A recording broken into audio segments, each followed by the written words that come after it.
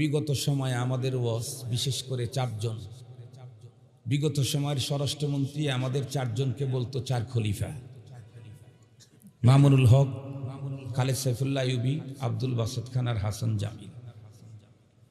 মনে করতো যে আমরা নাকি দেশটা চেঞ্জ করে দেব, ক্ষমতা নাকি দখল করব। একেবারে ভুয়া। জীবনে কোনোদিন রাজনীতি করি নাই, জীবনে আজ পর্যন্ত কোনো রাজনৈতিক দলের সাথে আমার সম্পৃক্ততাই নাই, মনে করতো আর কি। যাই হোক, বিগত সময়ের প্রধানমন্ত্রীও আমাদের বক্তব্য বসে বসে শুনত, কি মানার জন্য, ধরার জন্য, মানার জন্য না।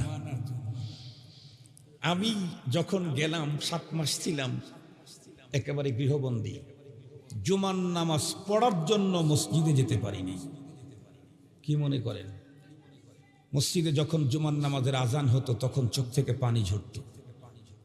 আমি তো 2টা মসজিদে জুমার নামাজের খুতবা দিই ঢাকা শহরে। এক মসজিদে আমার মুসল্লির সংখ্যা 12,000,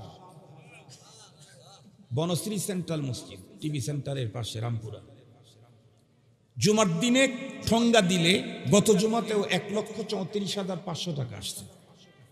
1,34,500 টাকা ঠঙ্গায় আসে প্রতি জুমায়। তিনি বুঝেন মুসল্লি কতগুলি। যেই মানুষটা 10-12 হাজার মুসল্লির সামনে খুতবা দিতাম, সেই লোকটা জুমার নামাজ পড়াইতে যেতে পারতাম। বুঝেন কত কষ্ট।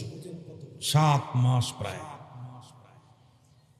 তো যাই হোক, পরবর্তীতে আমাদেরকে একটা সংস্থা ডাকছে, মানে গোয়েন্দা, সর্বোচ্চ যারা ওই সময় দেশ চালাইছে, যাদের কথায় দেশ চলছে, নামটা আর বললাম কারণ এই আওয়াজগুলা তাদের কানে যাবে। এক পর্যায়ে আমাকে বলল, হুজুর বাড়িতে আপনার ঘরটা কোন দিকে দরজা, কয়টা জানালা, কি জাতীয় বেডশিটের উপরে ঘুমান, এর রিপোর্ট আমাদের কাছে আছে। শুনছেন কি বলল? কোন কালারের বেডশিটের উপরে ঘুমান, পাও কোন দিকে দেন, মাথা কোন দিকে থাকে, আপনার সেই রুমের জানালা কয়টা, দরজা কয়টা, আমাদের কাছে রিপোর্ট আছে। আমরা অনেক কথা জানি কিন্তু তখন বলি নাই। আল্লাহ রসুল বলছেন, মান সামাতা নাজা, যে চুপ করে থাকে সেই পরিত্রাণ পায়। মুখ দিয়ে বের হইতে চেয়েছিল। ছোট্ট সরকারের সিআইডি যদি এত কিছু জানে, আমার মহান মালিকের সিআইডি আপনার আরো কত খবর জানে।